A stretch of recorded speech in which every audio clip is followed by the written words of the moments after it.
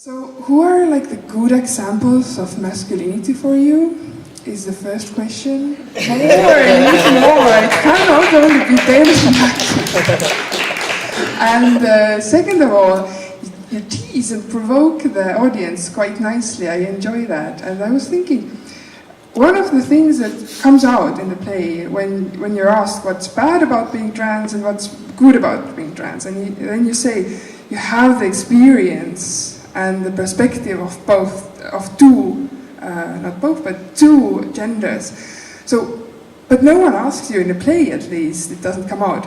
What was good about being a woman, and what have you lost because of that as being a man? Because it can't be that being a woman is only bad. I'm trying to think of like now a masculinity. No, like Patrick Stewart is my masculinity spirit animal. Jean-Luc Picard from the USS Enterprise. There we go. Kind of tying into the, when we also choreographed and the movements, like it was actually, we started with a basic exercise of do some movements, some poses that you consider masculine and some ones that you consider feminine, and many of us kind of went, oh no, I just escaped this, no.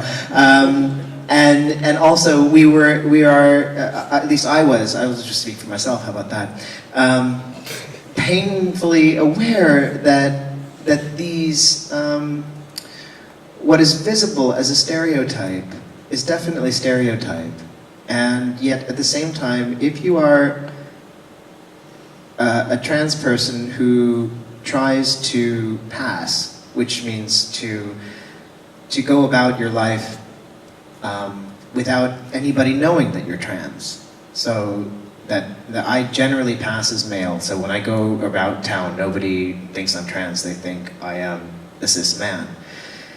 And if you achieve that, that does take a certain amount of stereotyping and more or less conscious,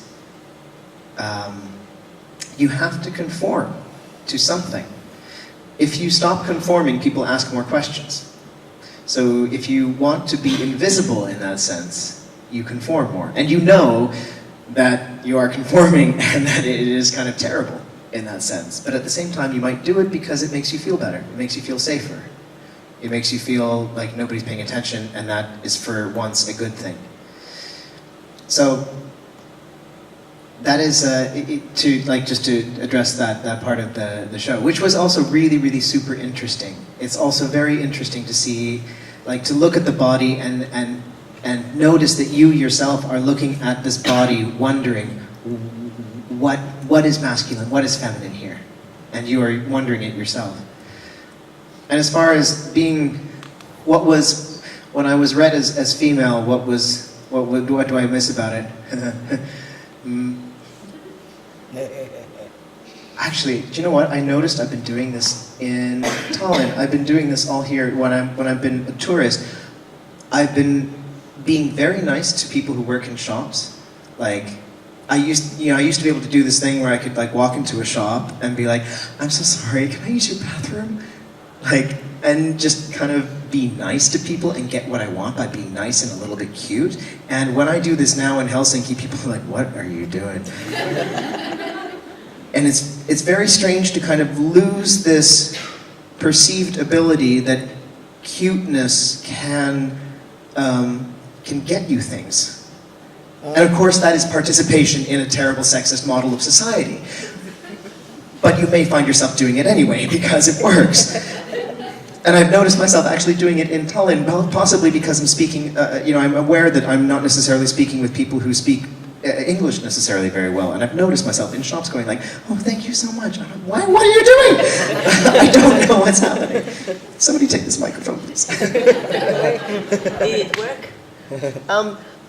They just kind of gave me looks like, it doesn't work anymore. It's okay because you're Canadian. Too much beard. Well, to answer the first question, I don't have a male role model, but I think one good role model for young men is a Finnish bodybuilder and rap artist Musta Barbari. I don't know if anyone knows him here, but he's a bodybuilder and rap artist, and he also does YouTube series and reality TV with his group of friends. And he encourages young people to work out, take care of your health, don't spend your time on the streets, stay away from trouble, focus on positive, healthy things that are going to take you further in life. And he's not afraid of being emotional, like to be sad or happy, and just, I think that's something that's very Finnish, maybe also Estonian, that men are not allowed or meant to be emotional, at least in public. And I watched some of his videos and I was like, oh, I've been crying and something. And I was like, oh, that's so sweet. He's talking about that. He's been sad, he's been crying, and it's okay. He's talking about it. And so I think he's a really good role model in masculinity, especially for young men. And I think he's very surprising role model because he is bodybuilder and a rap artist, so you wouldn't expect that. Yeah, and recently he's been vegan, and I'm also vegan, so I'm happy about it. So, go vegan. And yeah, to the second question, what did I lose while stepping away from femininity, is that, well, I think in a piece Maru said that he never conformed to the norm of like how you should be, but I did that very strongly because I've always felt the society's pressure on me, like how should I be, and I tried so hard to be feminine and beautiful and petite and beautiful and cute and pleasant all the time, and for me it felt a little bit like a prison, but also I realized that I can take a benefit in this the same way you were saying, because I saw that, okay, because I have to be this way, I'm gonna take what I get from it. like if I can be beautiful and pretty and charming and get things free or get favors from people, I did it, and I was very aware of it, and I used the full potential of that. And I was not ashamed of it because I felt like that is my right. But then it was funny because I changed my appearances very suddenly. I had a long hair for a long time, and then I shaved my head, and suddenly I didn't have beautiful blonde hair anymore, and suddenly everything changed. And at the same time I quit smoking and I gained weight, so suddenly I wasn't tiny and pretty. I was seen as a butch lesbian suddenly, and everything changed because I still did the same thing. Like I was like, oh, and people looked like, what? No, not gonna help you with that, not gonna give you free things, no. It's just, you are on your own now. I was like, okay. And then at that point I wasn't even like transitioning, I was just exploring my gender and my appearances, and I suddenly realized like now I have to take this role of responsibility and taking care of me because nobody is helping me suddenly anymore. So it was, and I'm kind of glad I took the full advantage when I had it, because I lost it so quickly, and then I'm glad I did it. I regret nothing. Yes. I think I'm maybe more feminine nowadays than I was 20 years ago, or 42 years ago. And I see myself as growing to be a tender-hearted, warm-loving geek, old geek in one day. But because I haven't had the kind of, even the eye for use the benefit for the femininity or find the femininity out of me really. But I still remember, and that came to our piece, that I was at my friend's house, and my friend's mom was really strictly telling me that how the hell can you sit like that? And I didn't know how I'm sitting. And what's wrong with this? Because I haven't had the eye for that kind of find the norms and do something. And after 20 years, I was like, shit, I was sitting like this. And that was too much for her. Because she has been told to sit like this. And for this piece, my body was yelling that, don't sit like that. It was hurting me, and I couldn't, like the solo I'm doing, and I'm starting like this. I didn't have the muscles. There's something strange happening there because I've been trying, and it's been awful. But now I can see the things. So it's not like I have given up something. I may be diving into more. I'm happily in a lesbian relationship. Oh, wow. My experience seems to be a weird combination of everything that has been said before. I've never ever experienced myself as a feminine at all. And so far all the male role models and male examples that I've got has been so terrible that the basic stuff that I got out of them was that I would never ever wanted to be like any of them. So here I am finding myself to be like a model, very warm-hearted and empathic and whatever I thought I'd never be, but still I am. And yeah, I'm probably one of the poorest to answer to that question that what have I lost, because I've never ever felt any feminine stuff on me, or I've never experienced to be a woman, so Yeah. no stuff lost, only gained. Yeah, I just started to remember this one time. I was maybe like 14, and I was standing in line for the food at the school, and then there was this boy, and I just like, there was a teacher standing right next to us, and I just like, there was a long line, and I just walked in the line in the middle, like in front of that boy, and he started to yell, like, you're going in the middle, what's wrong, you have to go in the back.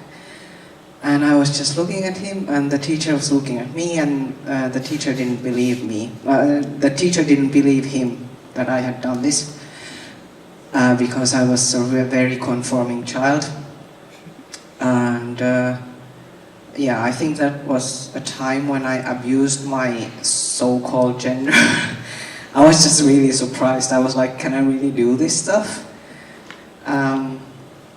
Yeah, but other than that, I think that question just made me really angry, because I guess I don't, like, I've always been so pissed off about it when people treat people like by gender, that I can't really see kind of through my anger in that moment. I'm just like, I want to kill you, I want to kill everybody. Yeah, I think my role models are, well, my father for one, and one person I used to date for some years. Both are, I think, very intelligent, and they live a life that looks like them and not a life that looks like a gender. So that's, and I have other people like this in my friends also. So I think I have a very, like, I think I have generally kind of a positive view of male, like cis males, because I have a lot of cis male friends, and they are, some of them are annoying sometimes, but most of them, well, I don't choose friends that are terrible.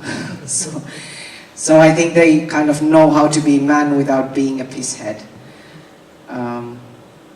But it's not easy, because it's sort of, I think the box for male people, or perceived males is a lot smaller still than for people who are thought to be female, that females have more space to move. And I think everybody who grows up grows to be a man, whether it be a cis person or a trans person, they have to face this stage where everybody is like, where they have to ask themselves like, are you man enough? And that's a like really, really shitty question, and it causes a lot of harm, and it makes people commit suicide, and it makes men die younger than others. So I think we should like not just change the way we treat trans people. I think we should change the way we treat men in general.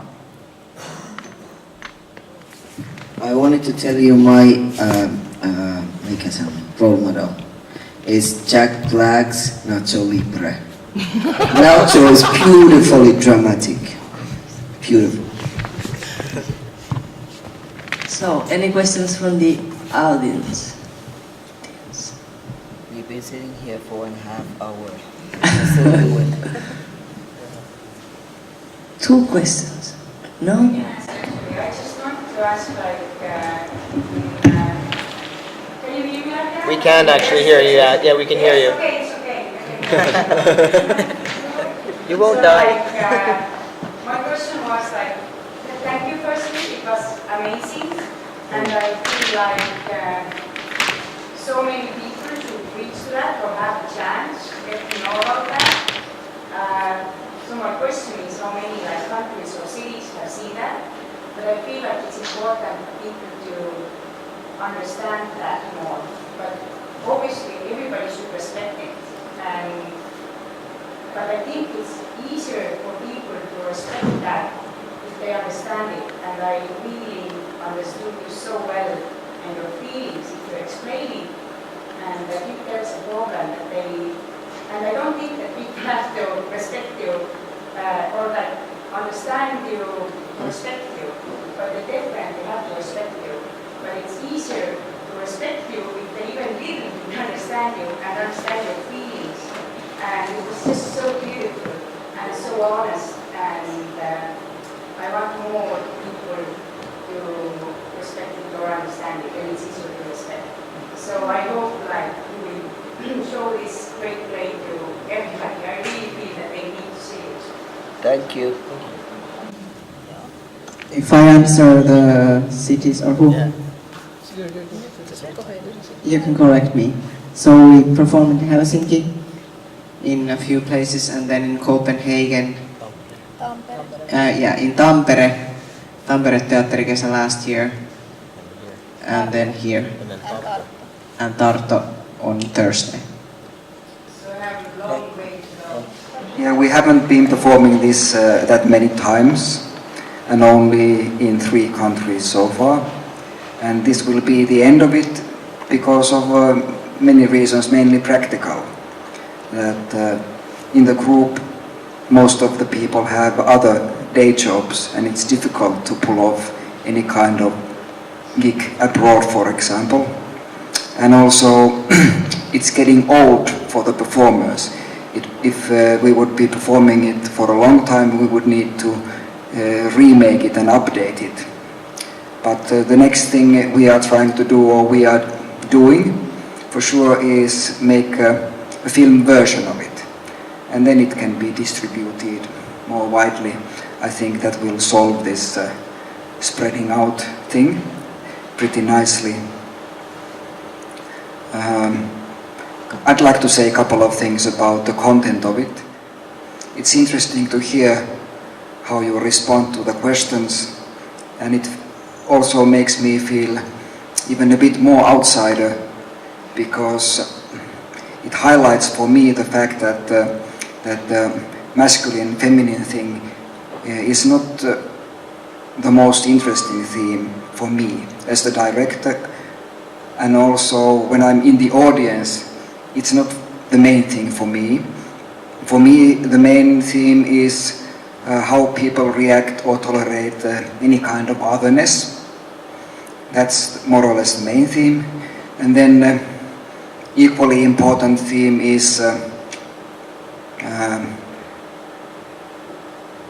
your experience or your worth, how the society treats you or sees you. That's more like an individual case, and then the otherness is more like a general topic. And then on top of that, really interesting theme for me is this theme of born this way or not, partly as an aspect of gender, but also on a more philosophical level, the very idea of how much each of us is able to mold or create or remake oneself, turn into something else. And then the question of so-called authenticity, which in some cases makes sense to figure out what is it that I really am or what is authentic. But in many other cases, I think it's already a big mistake to start searching for the real thing or the authentic, like a lost treasure somewhere inside, instead of being active and just deciding that, okay, these are the materials, and then it's my responsibility to figure out what I want to do with these materials. And that's, I think, the most dissonant aspect in the play, in the performance, because it divides opinions so strongly, not just in trans community, as I understand, but philosophically in society. I mean, how we perceive the self in general. And it interests me greatly, and also artistically, it's the most durable part of the performance, because that's a question that we can't really answer. We can create some openings, but we don't have any kind of final answer. We just say that, well, at least for some people, it's about creating oneself and not finding oneself. And that's exciting for me. One more last question. It was first time I heard about the sterilization process of the transformation. And as you mentioned, it was a legislation regulates. So is there another way around through the surgery process to cure reproductive disability? I mean, in the countries where they're just strictly by the politicians designed or legislated so that you will not be. I mean, there's so much of information going on, and it's basic approach, etc. But to me, it's always interesting to see, hear, to experience the facts. Because the facts are the facts, we live in the test of time.